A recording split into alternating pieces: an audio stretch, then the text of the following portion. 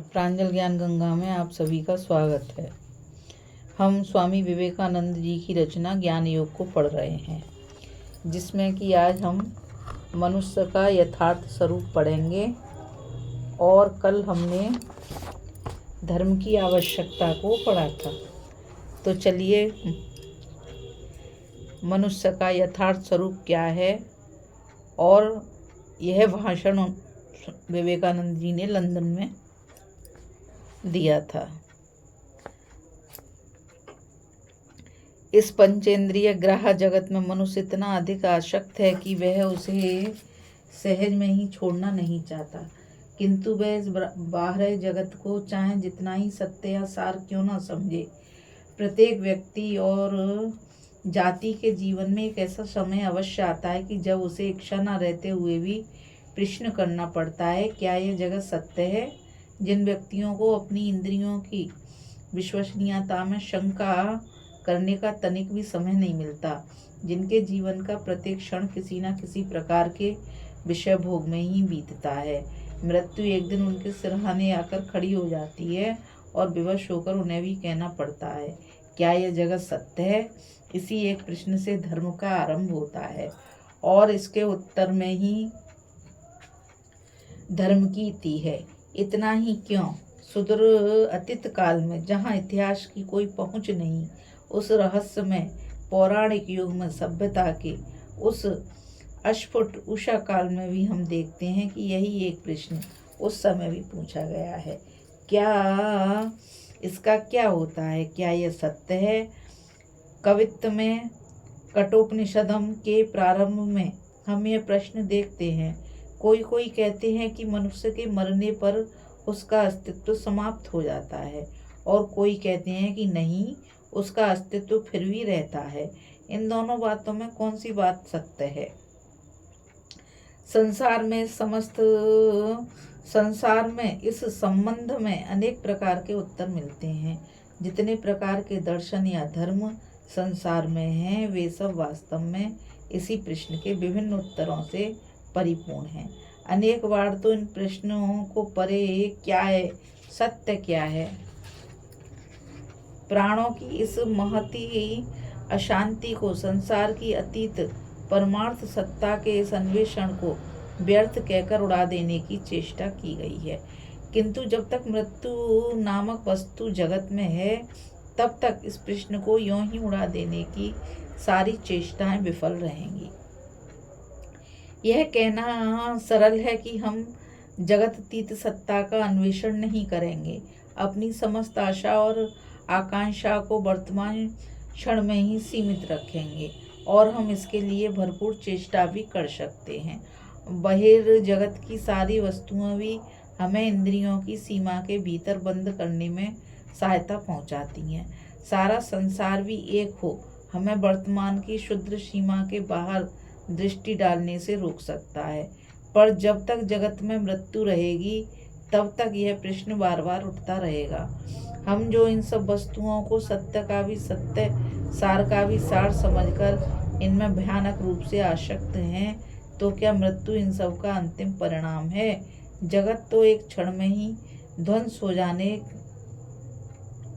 कहाँ चला जाता है। ऊपर है अच्युत्य गगन चुंबी पर्वत और नीचे गहरी खाई, मानो मुंह फैलाए जीव को निगलने के लिए आ रही हो। इस पर्वत के किनारे खड़े होने पर कितना ही कठोर अंतकरण क्यों न हो, निश्चित ही शहर उठेगा और पूछेगा, यह सब क्या सत्य है।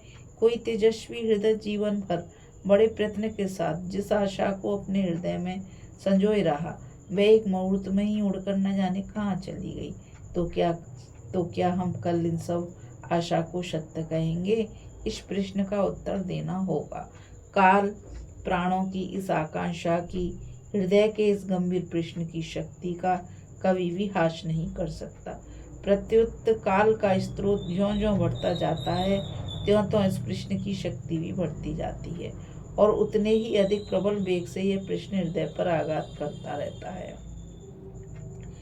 मनुष्य को सुखी होने की इच्छा होती है। अपने को सुखी करने के लिए वह सारी ओर दौड़ता फिरता है, इंद्रियों के पीछे पीछे भागता रहता है, पागल की भांति बारहा जगत में कार्य करता जाता है। जो युवक जीवन संग्राम में सफल हुए हैं, उनसे यदि पूछो तो कहेंगे यह जगत सत्य है। उन्हें सभी बातें सत्य प्रतीत होती हैं। यही व्यक्ति जब बूढ़े हो जाएंगे, जब सौभाग्य लक्ष्मी उन्हें बारंबार धोखा देगी, तब उनसे यदि पूछो तो शायद यही कहेंगे, अरे भाई, सब भाग्य का खेल है। इतने दिनों बाद वे जान सके कि वासना की पूर्ति नहीं होती। वे जिधर जाते हैं उधर ही मानो वज्र के समान दृढ़ दीवार उनके सामने खड़ी हो जाती है, जिसे लागना उसके वश की बात नहीं। प्रत्येक इंद्रिय चंचलता के परिणाम स्वरूप प्रतिक्रिया होती है। हर वस्तु क्षण स्थायी है। विलास, वैभव, शक्ति, दारिद्र्य, यहाँ तक कि जीवन भी क्षण स्थायी है। मनुष्य के लिए दो उत्तर रह जाते हैं। एक है शून्यवादियों की भांति विश्वास करना कि सब कुछ शून्य है, हम कुछ भी नहीं जान सकते, भूत भविष्य वर्तमान के संबंध में कुछ नहीं जान सकते। क्योंकि जो व्यक्ति भूत भविष्य को अस्वीकार कर केवल वर्तमान को स्वीकार करते हुए उसी में अपनी दृष्टि को सीमित रखना चाहता है, वह निरा पागल है।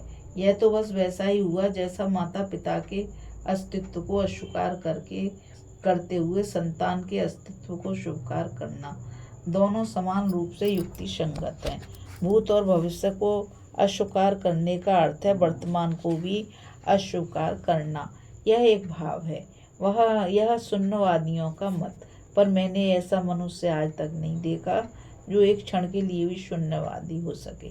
मुख से कहना अवश्य बड़ा सरल है। दूसरा उत्तर यह है कि इस प्रश्न के वास्तविक उत्तर की खोज करें, सत्य की खोज करो। इस नित्य परिवर्तनशील नश्वर जगत में क्या सत्य है, इसकी खोज करो। कुछ भौतिक परमाणुओं के समष्टि स्वरूप इस देह के भीतर क्या कोई ऐसी चीज है जो सत्य है? मानव जीवन के इतिहास में सदैव इस तत्व का अन्वेषण किया गया है। हम देखते हैं कि अति प्राचीन काल से ही मनुष्य के मन में इस तत्व का अस्पष्ट प्रकाश उद्भासित हो गया था। हम देखते हैं कि उसी समय से मनुष्य ने स्थूल देह से अतीत एक अन्य देह का भी पता पा लिया है, जो अनेक अंशों में इस स्थूल देह के ही समान होने पर भी पूर्ण रूप से वैसा नहीं है। वह स्थूल देह से श्रेष्ठ है। शरीर का नाश हो जाने पर भी इसका नाश नहीं होता। हम ऋग्वेद के एक सूक्त में मृत शरीर को दग्ध करने वाले अग्निदेव के प्रति यह मंत्र पाते हैं, हे अग्नि, तुम इसे अपने हाथों में लेकर धीरे धीरे ले जाओ। इसे सर्वांग सुंदर ज्योतिर्मय देह से संपन्न करो। इसे उसी स्थान में ले जाओ जहाँ पितृगण वास करते हैं, जहाँ दुख नहीं है, जहाँ मृत्यु नहीं है। तुम देखोगे कि सभी धर्मों में यह भाव विद्यमान है। और इसके साथ ही हम और एक विचार पाते हैं। आश्चर्य की बात है, सभी धर्म एक स्वर से घोषणा करते हैं कि मनुष्य पहले निष्पाप और पवित्र था, पर आज उसकी अवनति हो गई। इस भाव को फिर वे रूपक की भाषा में या दर्शन की स्पष्ट भाषा में अथवा कविता की सुंदर भाषा में क्यों न प्रकाशित करें, पर वे सबके सब अवश्य एक तत्व की घोषणा करते हैं। सभी शास्त्रों और पुराणों में यही एक तत्व पाया जाता है कि मनुष्य जैसा पहले था वैसा अब नहीं है। आज वह पहले से गिरी हुई दशा में है। यहूदियों के धर्म ग्रंथ में आदम के पतन की जो कथा है, उसका भी मर्म वास्तव में यही है। हिंदू शास्त्रों में इसका बार बार उल्लेख हुआ है। हिंदुओं ने सतयुग कहकर जिस युग का वर्णन किया है, जबकि मनुष्य की मृत्यु उसकी इच्छा अनुसार होती थी, जब मनुष्य जितने चाहे अपने शरीर को धारण कर सकता था, जब मनुष्यों का मन शुद्ध और दृढ़ था, उसमें भी इसी सार्वभौमिक सत्य का संकेत मिलता है। वे कहते हैं कि उस समय मृत्यु नहीं थी, किसी प्रकार का अशुभ या दुख नहीं था, और वर्तमान युग उसी उन्नत अवस्था का भ्रष्ट भाव मात्र है। इस वर्णन के साथ साथ हम सभी धर्मों में जल प्लावन अर्थात प्रलय का वर्णन भी पाते हैं। प्रलय की यह कथा ही इस बात को प्रमाणित करती है कि सभी धर्म वर्तमान युग को प्राचीन युग की भ्रष्ट अवस्था ही मानते हैं। जगत की भ्रष्टता क्रमशः बढ़ती गई। इसके बाद जब प्रलय हुआ तो अधिकांश जगत उसमें डूब गया, फिर उन्नति आरंभ हुई। और अब यह जगत अपनी उसी प्राचीन पवित्र अवस्था को प्राप्त करने के लिए धीरे धीरे अग्रसर हो रहा है। तुम सब प्राचीन व्यवस्थान के प्रलय की कथा जानते ही हो। ठीक इसी प्रकार की कथा बेबीलोन, मिस्र, चीन और हिंदुओं में भी प्रचलित थी। हिंदू शास्त्रों में प्रलय का इस प्रकार का वर्णन था। महर्षि मनु एक दिन गंगा तट पर संध्या वंदन में लगे थे, तो एक छोटी सी मछली ने आकर कहा, मुझे आश्रय दीजिए। मनु ने उसी क्षण पास रखे हुए पात्र में उसे रखकर उससे पूछा, तू क्या चाहती है? मछली बोली, एक बड़ी मछली मुझे मार डालने के लिए मेरा पीछा कर रही है, आप मेरी रक्षा कीजिए। मनु उसे घर ले आए। सवेरे देखा तो वह बढ़कर पात्र के बराबर हो गई। मछली बोली, मैं अब इस पात्र में नहीं रह सकती। तब मनु ने उसे कुंड में रख दिया। दूसरे दिन वह कुंड के बराबर हो गई और कहने लगी, मैं इसमें भी नहीं रह सकती। तब मनु ने उसे नदी में डाल दिया। सवेरे देखा कि उसका शरीर सारी नदी में फैल गया है। तब मछली कहने लगी, मनु, मैं जगत की सृष्टि करता हूँ, मैं प्रलय से जगत का ध्वंस करूंगी। तुम्हें सावधान करने के लिए मैं मछली का रूप धारण करके आई थी। तुम एक बहुत बड़ी नौका बनाकर उसमें सभी प्रकार के प्राणियों का एक एक जोड़ा रखकर उनकी रक्षा करो और स्वयं भी सब परिवार उसमें जा बैठो। जब सारी पृथ्वी जल में डूब जाएगी तब उस जल में तुम्हें मेरा एक सींग कांटा दिखेगा। तुम नौका को उसमें बांध देना। उसके बाद जल घट जाने पर नौका से उतरकर प्रजा वृद्धि करना। इस प्रकार भगवान के कथा अनुसार प्रलय हुआ और मनु ने अपने सब परिवार सहित प्रत्येक प्राणी के एक एक जोड़े और उद्भिदों के बीजों की प्रलय से रक्षा की। और प्रलय समाप्त हो जाने पर इस नौका से उतरकर वे प्रजा उत्पन्न करने में लग गए। और हम लोग मनु के वंशज होने के कारण मानव कहलाने लगे। मन धातु से मनु बनता है। मन धातु का अर्थ है मनन अर्थात चिंतन करना। अब देखो मानवी भाषा इस आभ्यंतरिक सत्य को प्रकाशित करने का प्रयत्न मात्र है। मेरा तो स्थिर विश्वास है कि एक छोटा बच्चा भी अपनी अस्पष्ट तोतली बोली में उच्चतम दार्शनिक सत्य को प्रकट करने की चेष्टा कर रहा है, पर हाँ, उसके पास उसे प्रकाशित करने के लिए कोई उपयुक्त इंद्रिय अथवा साधन नहीं है। उच्चतम दार्शनिक और शिशु की भाषा में जो भेद है वह प्रकारगत नहीं है, वह केवल परिमाणगत है। आजकल की विशुद्ध प्रणालीबद्ध गणित के समान कटी छटी भाषा और प्राचीन ऋषियों की अस्फुट रश्मि पौराणिक भाषा में अंतर केवल मात्रा के तारतम्य में है। इन सब कथाओं के पीछे एक महान सत्य छिपा है, जिसे प्रकाशित करने का प्राचीन लोग मानव प्रयत्न कर रहे हैं। बहुधा इन सब प्राचीन पौराणिक कथाओं के भीतर ही बहुमूल्य सत्य रहता है, और मुझे यह कहते दुख होता है कि आधुनिक लोगों की चटपटी भाषा में बहुधा भूषी ही रहती है।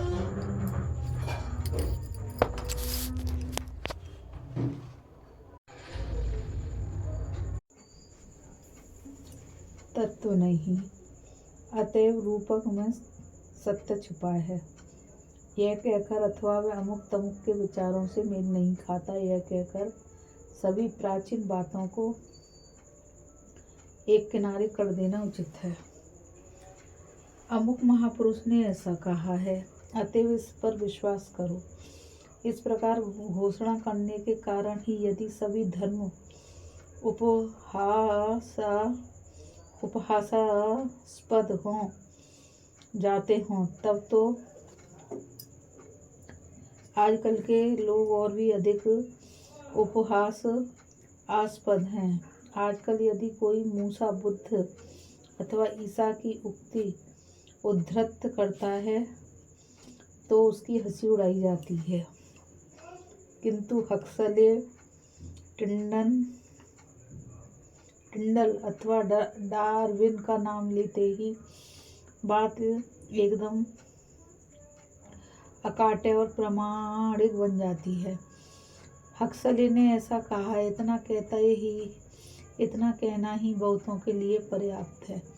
हम लोग सचमुच अंधविश्वास से मुक्त हैं। पहले था धर्म का अंधविश्वास, अब है विज्ञान का अंधविश्वास। फिर भी पहले के अंधविश्वास में से एक जीवन प्रद आध्यात्मिक भाव आता था।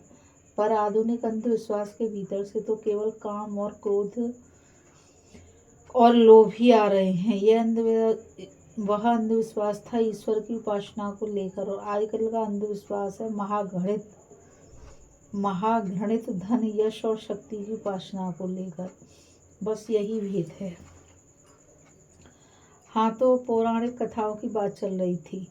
इन सब कथाओं में यही एक प्रश्न प्रधान भाव देखने में आता है कि मनुष्य जिस अवस्था में पहले था, अब उससे गिरी हुई दशा में आजकल के तत्वान्वेषी इस बात को एकदम अस्वीकार करते हैं। क्रम विकासवादी विद्वानों ने तो मानो इस सत्य का संपूर्ण रूप से खंडन ही कर दिया है। उनके मत से मनुष्य एक विशेष प्रकार के क्षुद्र मांसल जंतु का क्रम विकास मात्र है। अतएव पूर्वोक्त पौराणिक सिद्धांत सत्य नहीं हो सकता। पर भारतीय पुराण दोनों मतों का समन्वय करने में समर्थ हैं। भारतीय पुराण के मतानुसार सभी प्रकार की उन्नति तरंगाकार होती है। प्रत्येक तरंग एक बार उठती है, फिर गिरती है, गिरकर फिर उठती है और फिर गिरती है। इसी प्रकार क्रम चलता रहता है, प्रत्येक गति चक्रों में होती है। आधुनिक विज्ञान की दृष्टि से देखने पर भी यह दिखेगा कि मनुष्य केवल क्रम विकास का परिणाम है। यह बात सिद्ध नहीं होती। क्रम विकास कहने के साथ साथ ही क्रम संकोच की प्रक्रिया को भी मानना पड़ेगा। विज्ञान वेता ही तुमसे कहते हैं कि किसी यंत्र में तुम जितनी शक्ति का प्रयोग करोगे, उसमें से तुम्हें बस उतनी ही शक्ति मिल सकती है। असत कुछ नहीं से कभी सत कुछ की उत्पत्ति नहीं हो सकती। यदि मानव पूर्ण मानव, बुद्ध मानव, ईशा मानव एक क्षुद्र मांसल जंतु का ही विकास हो, तब तो इस क्षुद्र जंतु को भी संकुचित या अव्यक्त बुद्ध कहना पड़ेगा। यदि ऐसा ना हो तो ये सब महापुरुष फिर कहाँ से उत्पन्न हुए? असत से तो कभी सत की उत्पत्ति नहीं होती। इसी प्रकार हम शास्त्र के साथ आधुनिक विज्ञान का समन्वय कर सकते हैं। जो शक्ति धीरे धीरे नाना सोपानों में से होती हुई पूर्ण मनुष्य के रूप में परिणत होती है, वह कभी भी शून्य से उत्पन्न नहीं हो सकती।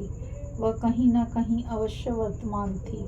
और यदि तुम विश्लेषण करते करते इस प्रकार के क्षुद्र मांसल जंतु विशेष या जीव विशार तक ही पहुंचकर उसी का आदिकरण सिद्ध करते हो, तो निश्चय है कि इस जीव विशार में ही शक्ति किसी न किसी रूप में विद्यमान थी। आजकल यह विवाद चल रहा है कि क्या पंचभूतों की समष्टि यह देह की आत्मा चिंतन शक्ति या विचार आदि नामों से परिचित शक्तियों के विकास का कारण है, अथवा चिंतन शक्ति ही देहोत्पत्ति का कारण है। निश्चय ही संसार के सभी धर्म कहते हैं कि विचार नामक शक्ति ही सारी शरीर का प्रकाशक है, और वे इसके विपरीत मत में आस्था नहीं रखते। अनेक आधुनिक विचारधाराएं मानती हैं कि चिंतन शक्ति केवल शरीर नामक यंत्र के विभिन्न अंशों के एक विशेष रूप के समायोजन से उत्पन्न होती है। यदि इस द्वितीय मत को मान लिया जाए, अर्थात यह स्वीकार कर लिया जाए कि यह आत्मा या मन या इसे किसी भी नाम से क्यों न पुकारो, इस जड़ देह स्वरूप यंत्र का ही फलस्वरूप है। जिन सब जड़ परमाणुओं से मस्तिष्क और शरीर का गठन होता है, यह उन्हीं के रासायनिक अथवा भौतिक योग से उत्पन्न होने वाली वस्तु है। तब तो यह प्रश्न ही अमीमांसित रह जाएगा, शरीर की रचना कौन करता है? कौन सी शक्ति इस भौतिक अणुओं को शरीर के रूप में परिणत करती है? कौन सी शक्ति प्रकृति में पड़ी हुई जड़ वस्तु के ढेर में से कुछ अंश लेकर तुम्हारा शरीर एक प्रकार का और मेरा शरीर दूसरे प्रकार का बना डालती है? यह सब अनंत विभिन्नता कैसे होती है। यह कहना कि आत्मा नामक शक्ति शरीर के भौतिक परमाणुओं के विभिन्न संघातों से उत्पन्न होती है, ठीक वैसा ही है जैसे बैल के आगे गाड़ी जोतना। यह संघात कैसे उत्पन्न हुआ, किस शक्ति ने ऐसा कर दिया। यदि तुम कहो कि अन्य किसी शक्ति ने यह संघात कर दिया और आत्मा जो इस समय एक विशेष जड़ राशि के साथ सहंत दिखाई दे रही है, इन्हीं सब जड़ परमाणुओं के संघात का फल है, तब तो यह कोई उत्तर न हुआ। जो मत अन्याय मतों का बिना खंडन किए चाहे शव की ना हो पर अधिकतर घटनाओं की, अधिकतर विषयों की व्याख्या कर सकता है, वही ग्राह्य है। अतएव यही बात अधिक युक्ति संगत है कि जो शक्ति शरीर के भीतर व्यक्त है वे दोनों एक ही हैं। अतः यह कहना कि जो चिंतन शक्ति हमारे शरीर में व्यक्त है वह केवल जड़ अणुओं के संयोग से उत्पन्न होती है और इसीलिए शरीर से पृथक पृथक उसका कोई अस्तित्व नहीं, बिल्कुल निरर्थक है। इस कथन में कोई तथ्य नहीं। फिर शक्ति कभी जड़ तत्व से उत्पन्न हो ही नहीं सकती, बल्कि यह प्रमाणित करना अधिक संभव है कि हम जिसे जड़ कहकर पुकारते हैं उसका अस्तित्व ही नहीं है, वह केवल शक्ति की एक विशेष अवस्था है। यह सिद्ध किया जा सकता है कि ठोसपन, कठिनता आदि जो सब जड़ हैं के गुण हैं वे गति के फल हैं। द्रवों को प्रचुर शीर्षीय गति देने से वे ठोस हो जाते हैं। वायुपुंज में यदि अतिशय शीर्षीय गति उत्पन्न कर दी जाए जैसे तूफान में, तो वह ठोस सा हो जाता है और अपने आघात से ठोस पदार्थों को तोड़ या काट सकता है। यदि मकड़ी के जाले के एक तंतु को अनंत वेग दिया जाए तो वह लोहे की जंजीर जैसा सशक्त हो जाएगा और बड़े पेड़ तक को काटकर पार हो जाएगा।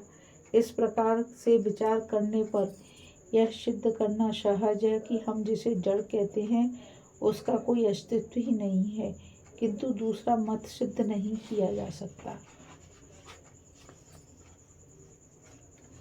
शरीर के भीतर यह जो शक्ति की अभिव्यक्ति देखी जाती है यह है क्या? हम सभी यह बात सरलता से समझ सकते हैं कि यही शक्ति, फिर वह चाहे जो हो, जड़ परमाणुओं को लेकर उनसे एक विशेष आकृति मनुष्य देह तैयार कर रही है। अन्य कोई आकर दूसरे या मेरे शरीर को नहीं बना देता। ऐसा मैंने कभी नहीं देखा कि दूसरा कोई मेरे लिए भोजन कर लेता है। मुझे ही इस भोजन का सार शरीर में लेकर उससे रक्त, मांस, अस्थि आदि का गठन करना पड़ता है। यह अद्भुत शक्ति है। बहुतों को भूत और भविष्य संबंधी सिद्धांत भयावह प्रतीत होते हैं, बहुतों को तो केवल अनुमानिक व्यापारी प्रतीत होते हैं। अतएव वर्तमान में क्या होता है हम यही समझने की चेष्टा करेंगे। हम प्रस्तुत विषय को ही लेंगे। वह शक्ति क्या है जो इस समय हम में काम कर रही है। हम देख चुके हैं कि सभी प्राचीन शास्त्रों में इस शक्ति को, इसी शक्ति की अभिव्यक्ति को, इसी शरीर की आकृति वाला एक ऐसा ज्योतिर्मय पदार्थ माना है जो इस शरीर के नष्ट हो जाने पर भी बचा रहता है। क्रमशः हम देखते हैं कि केवल ज्योतिर्मय देह कहने में संतोष नहीं होता, एक और उच्चतर भाव लोगों के मन पर अधिकार कर देता है। वह यह है कि किसी भी प्रकार का शरीर शक्ति का स्थान नहीं ले सकता। जिस किसी वस्तु की आकृति है वह बहुत से परमाणुओं की एक सहंति मात्र है। अतएव उसको चलाने के लिए दूसरे कोई चीज चाहिए। यदि इस शरीर का गठन और परिचालन करने के लिए शरीर से भिन्न अन्य किसी वस्तु की आवश्यकता होती है तो इसी तर्क के बल पर इस ज्योतिर्मय देह का गठन और परिचालन करने के लिए भी इससे भिन्न अन्य कोई वस्तु चाहिए। अन्य कोई वस्तु ही संस्कृत भाषा में आत्मा से संबोधित हुई है। यह आत्मा ही ज्योतिर्मय देह से मानो स्थूल शरीर का काम कर रही है। यह ज्योतिर्मय शरीर ही मन का आधार कहा जाता है और आत्मा इससे अतीत है। आत्मा मन नहीं है, वह मन पर कार्य करती है और मन के माध्यम से शरीर पर। तुम्हारे एक आत्मा है, मेरे भी एक आत्मा है, सभी के अलग अलग आत्मा है और एक एक सूक्ष्म शरीर भी। इस सूक्ष्म शरीर की सहायता से हम स्थूल शरीर पर कार्य करते हैं। अब प्रश्न उठने लगा, आत्मा और उसके स्वरूप के संबंध में। शरीर और मन से पृथक इस आत्मा का क्या स्वरूप है? बहुत से प्रतिवाद होने लगे, नाना प्रकार के सिद्धांत और अनुमान होने लगे, अनेकाविध दार्शनिक अनुसंधान होने लगे। इस आत्मा के संबंध में वे जिन सिद्धांतों पर पहुँचे, मैं तुम्हारे समक्ष उनका वर्णन करने का प्रयत्न करूँगा। भिन्न भिन्न दर्शनों का इस विषय में मतैक्य देखा जाता है कि आत्मा का स्वरूप जो कुछ भी हो, उसकी कोई आकृति नहीं है और जिसकी आकृति नहीं वह अवश्य सर्वव्यापी होगा। काल का आरंभ मन से होता है, देश भी मन के अंतर्गत है। काल को छोड़ कार्य करण भाव नहीं रह सकता। कर्म की भावना के बिना कार्य करण भाव नहीं रह सकता। अतएव देश का निमित्त मन के अंतर्गत और आत्मा मन से अतीत और निराकार होने के कारण देश काल निमित्त से परे है और जब वह देश काल निमित्त से अतीत है तो अवश्य अनंत होगी। अब हमारे हिंदू दर्शन का उच्चतम विचार आता है, अनंत कभी तो नहीं हो सकता। यदि आत्मा अनंत है तो केवल एक ही आत्मा हो सकती है और यह है जो अनेक आत्माओं की धारणा है। तुम्हारी आत्मा, मेरी दूसरी आत्मा, यह सत्य नहीं है। अतएव मनुष्य का प्राकृत स्वरूप एक ही है, वह अनंत और सर्वव्यापी है और वह प्रतिभाषिक जीव जंतुओं को इसके वास्तविक स्वरूप का एक सीमाबद्ध भाव पात्र है। इसी अर्थ में पूर्वोक्त पौराणिक तत्व भी सत्य हो सकते हैं। प्रतिभाषिक जीव चाहे वह जितना महान क्यों ना हो, मनुष्य के इस अतीन्द्रिय प्रकृत स्वरूप को धुंधला प्रतिबिंब मात्र है। अतएव मनुष्य का प्रकृत स्वरूप आत्मा कार्यकरण से अतीत होने के कारण, देश काल अतीत होने के कारण अवश्य मुक्त स्वभाव है।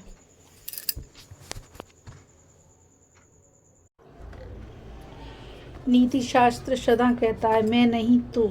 इसका उद्देश्य है स्वनिस्वः। इसका कहना है कि असीम सामर्थ्य अथवा असीम आनंद को प्राप्त करने के क्रम में मनुष्य जिस निरर्थक व्यक्तित्व की धारणा से चिपटा रहता है उसे छोड़ना पड़ेगा। तुमको दूसरों को आगे करना पड़ेगा और स्वयं को पीछे। हमारी इंद्रियां कहती हैं अपने को आगे रखो, पर नीति शास्त्र कहता है अपने को सबसे अंत में रखो। इस तरह नीति शास्त्र का संपूर्ण विधान त्याग पर ही आधारित है। उसकी पहली मांग है कि भौतिक स्तर पर अपने व्यक्तित्व का हनन करो, निर्माण नहीं। वह जो असीम है उसकी अभिव्यक्ति इस भौतिक स्तर पर नहीं हो सकती, ऐसे असंभव है, अकल्पनीय है।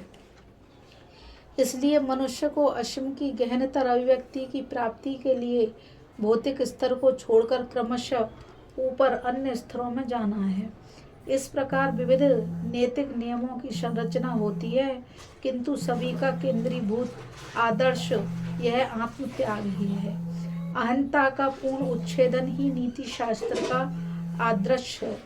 लोग आश्चर्यचकित रह जाते हैं यदि उनसे अहंता व्यक्तित्व की चिंता करने के लिए कहा जाता है, जिसे वे अपना व्यक्तित्व कहते हैं।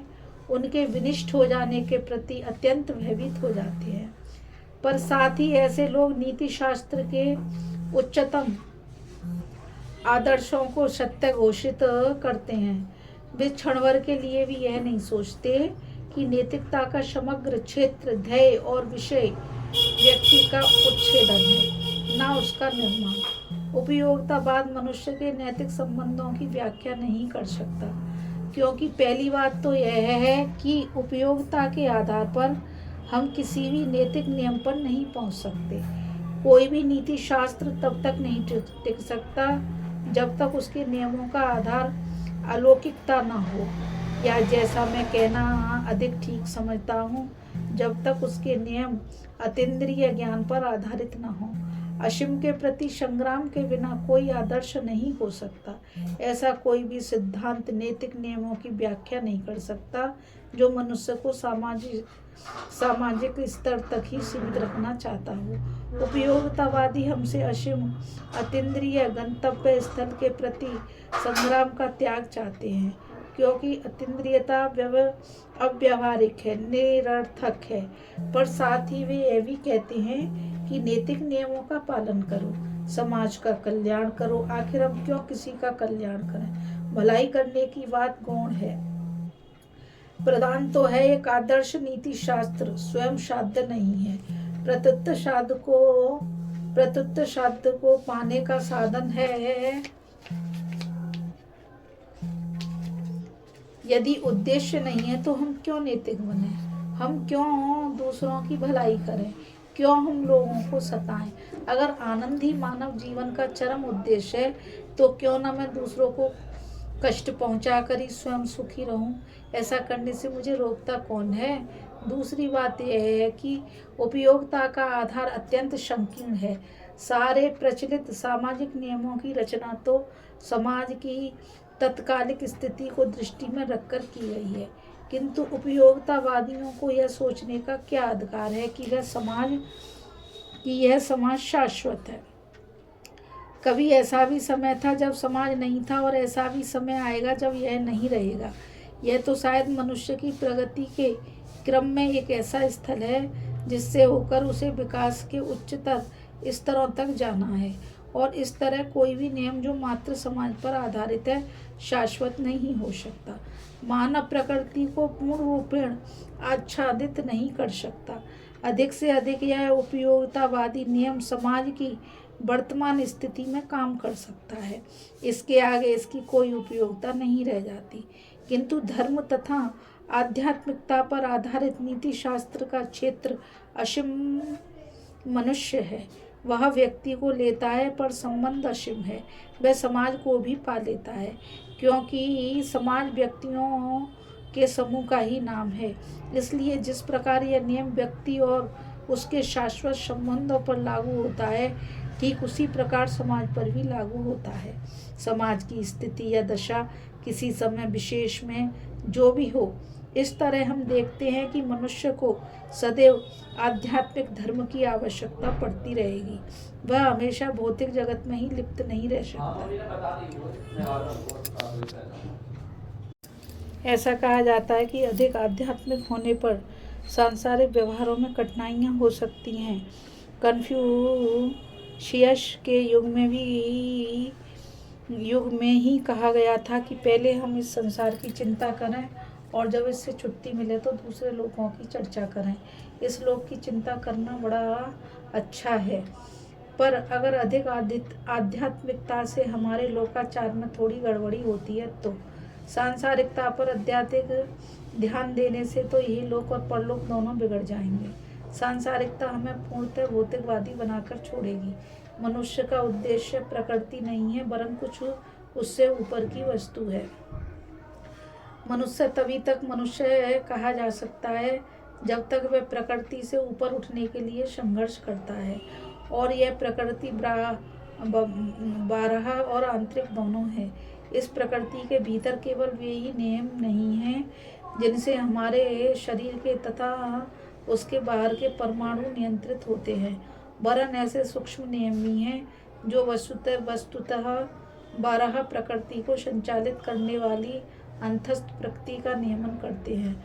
बाह्य प्रकृति को जीत लेना कितना अच्छा है, कितना भव्य है, पर उससे असंख्य गुना अच्छा और भव्य है आभ्यंतर प्रकृति पर विजय पाना।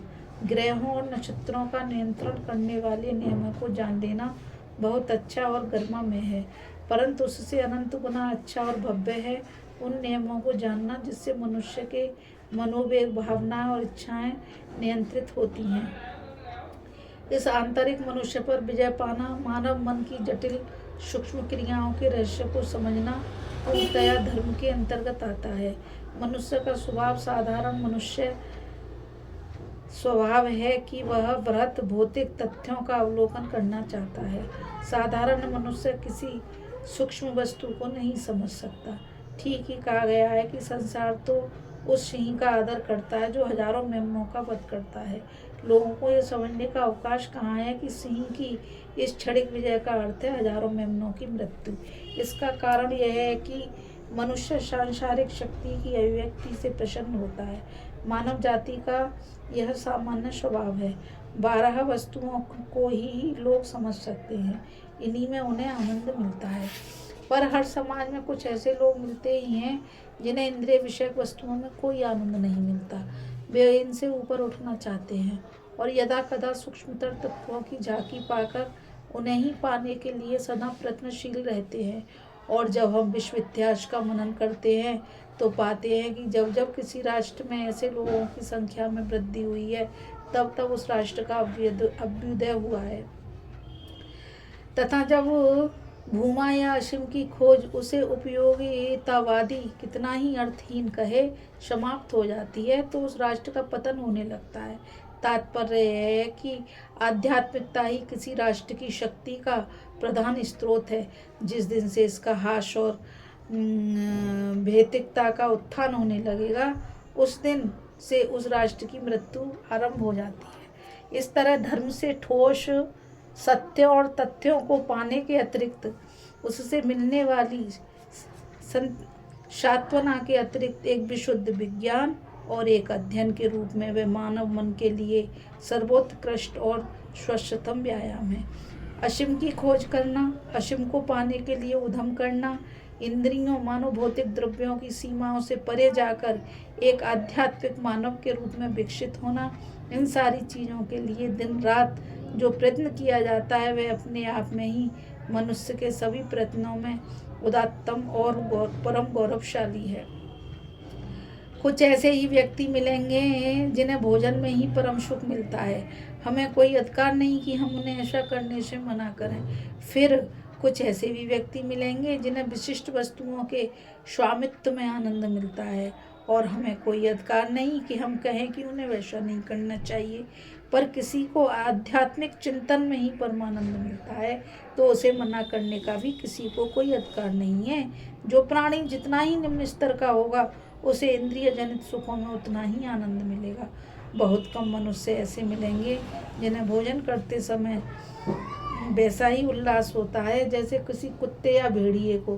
किंतु याद रहे कि कुत्ते और भेड़ियों के सारे सुख इंद्रियों तक ही सीमित हैं। निम्न कोटि के जंतुओं को इंद्रिय जनित सुखों में ही आनंद मिलता है, किंतु जो लोग सुसंस्कृत एवं सुशिक्षित हैं उन्हें चिंतन करना, कला और विज्ञान में आनंद मिलता है। आध्यात्मिकता उससे भी उच्चतर स्तर की है। विषय के असीम होने के कारण यह स्तर उच्चतम है और जो इसे हृदयंगम कर सकते हैं उनके लिए इस स्तर का आनंद सर्वोत्तम है।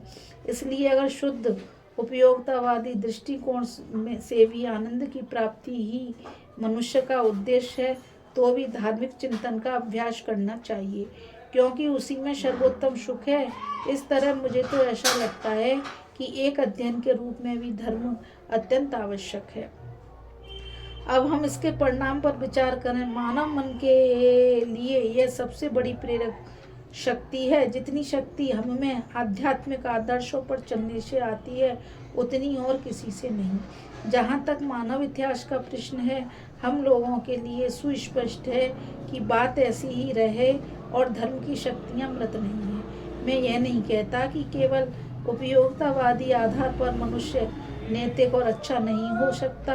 केवल उपयोगिता के स्तर पर भी पूर्णतया स्वस्थ, नैतिक और अच्छे महान पुरुष इस संसार में हुए हैं, किंतु वैसे संसार को हिला देने वाले लोग जो मानव विश्व में एक महान चुंबकीय आकर्षण ला देते हैं, जिनकी आत्मा सैकड़ों और हजारों में कार्यशील है, जिनका जीवन आध्यात्मिक अग्नि से दूसरों को प्रज्वलित कर देता है, सदा आध्यात्मिकता की पृष्ठभूमि से ही आविर्भूत होते हैं, उनकी प्रेरक शक्ति का स्रोत सदा धर्म ही रहता है, जो असीम शक्ति प्रत्येक मनुष्य का स्वभाव तथा जन्मसिद्ध अधिकार है, उसके साक्षात के लिए धर्म सर्वश्रेष्ठ प्रेरक शक्ति है।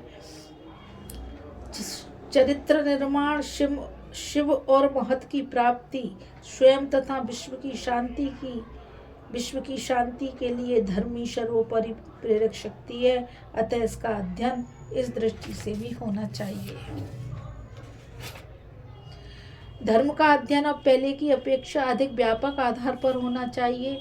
धर्म संबंधी सभी संकीर्ण, सीमित, विवादास्पद धारणाओं को नष्ट होना चाहिए। संप्रदाय, जाति या राष्ट्र की भावना पर आधारित सारे धर्मों का परित्याग करना होगा। हर जाति या राष्ट्र का अपना अपना अलग ईश्वर मानना और दूसरों को भ्रांत कहना एक अंधविश्वास है। उसे अतीत की वस्तु हो जाना चाहिए। ऐसे सारे विचारों से मुक्ति पाना होगा। जैसे जैसे मानव मन का विकास होता है, वैसे वैसे आध्यात्मिक सोपान भी विस्तृत होते जाते हैं। वह समय तो आ ही गया है जब कोई व्यक्ति पृथ्वी के किसी कोने में कोई बात कहे और सारे विश्व में गूंज उठे। मात्र भौतिक साधनों से हमने संपूर्ण जगत को एक बना डाला है, इसलिए स्वभावतः ही आने वाले धर्म को विश्वव्यापी होना पड़ेगा। भविष्य के धार्मिक आदर्शों को संपूर्ण जगत में जो कुछ भी सुंदर और महत्वपूर्ण है, उन सबों को समेट कर चलना पड़ेगा और साथ ही भाव विकास के लिए अनंत क्षेत्र प्रदान करना होगा। अतीत में जो कुछ भी सुंदर रहा है उसे जीवित रखना होगा। साथ ही वर्तमान के भंडार को और भी समृद्ध बनाने के लिए भविष्य का विकास द्वार भी खुला रखना होगा। धर्म को ग्रहणशील होना चाहिए और ईश्वर संबंधी अपने आदर्शों में भिन्नता के कारण एक दूसरे का तिरस्कार नहीं करना चाहिए। मैंने अपने जीवन में ऐसे अनेक महापुरुषों को देखा है जो ईश्वर में एकदम विश्वास नहीं करते थे, अर्थात हमारे और तुम्हारे ईश्वर में, किंतु वे लोग ईश्वर को हमारी अपेक्षा अधिक अच्छी तरह समझते थे। ईश्वर संबंधी सभी सिद्धांत सगुण, निर्गुण, अनंत, नैतिक नियम अथवा आदर्श मानव धर्म की परिभाषा के अंतर्गत आने चाहिए और जब धर्म इतने उदार बन जाएंगे तब उनकी कल्याणकारिणी शक्ति 100 गुनी अधिक हो जाएगी। धर्मों में अद्भुत शक्ति है, पर इनकी संकीर्णताओं के कारण इनसे कल्याण की अपेक्षा अधिक हानि ही हुई है। यहाँ तक कि आज भी हम बहुत से संप्रदाय और समाज पाते हैं जो प्राय समान आदर्श के अनुगामी होते हुए भी परस्पर लड़ रहे हैं। इसका कारण यह है कि एक संप्रदाय आदर्शों को दूसरे के समान हूबहू प्रतिपादित नहीं करना चाहिए। अतः धर्म के उदार होने की नितांत आवश्यकता है।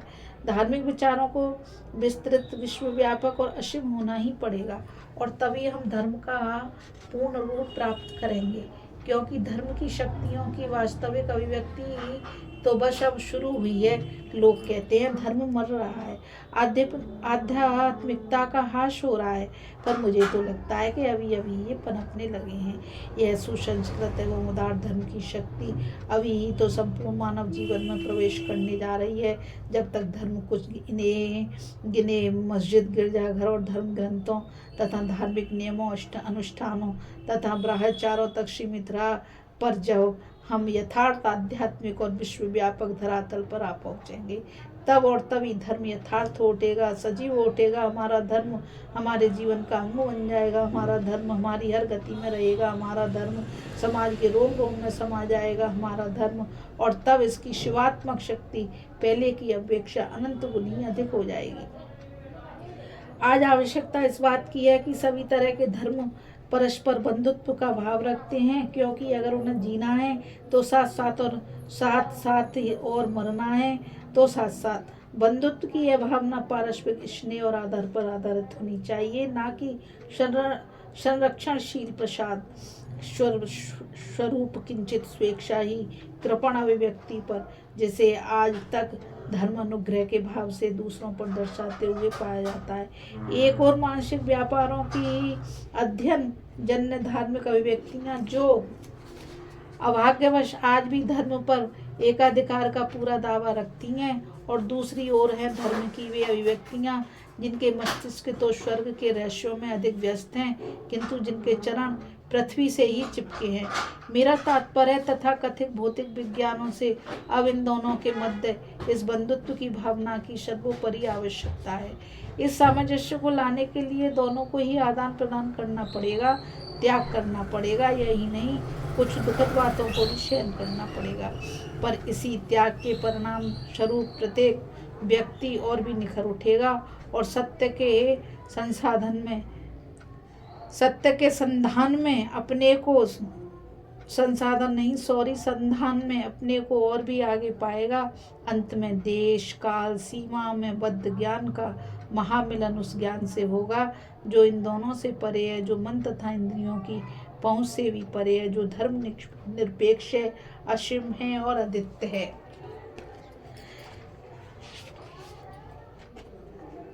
इस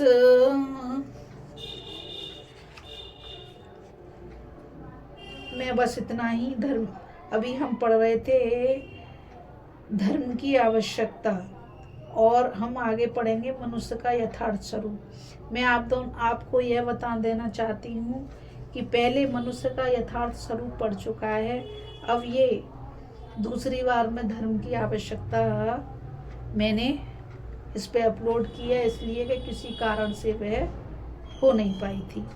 अब इस रचना में बस इतना ही, और मैं बस आप सभी से यही कहना चाहूँगी कि कल फिर मिलेंगे एक नई रचना के साथ, जो कि विवेकानंद जी का लंदन में दिया हुआ भाषण है और उसका नाम है माया और भ्रम। तो आज के लिए बस इतना ही, और मुझ गीता रावत को आज्ञा दीजिए। कल फिर मिलेंगे एक नई विवेकानंद जी की ज्ञानपूर्ण रचना के साथ। और आप सभी से मैं आज राधे राधे, जय श्री कृष्णा, नमस्कार करती हूँ। आज के लिए बस इतना ही।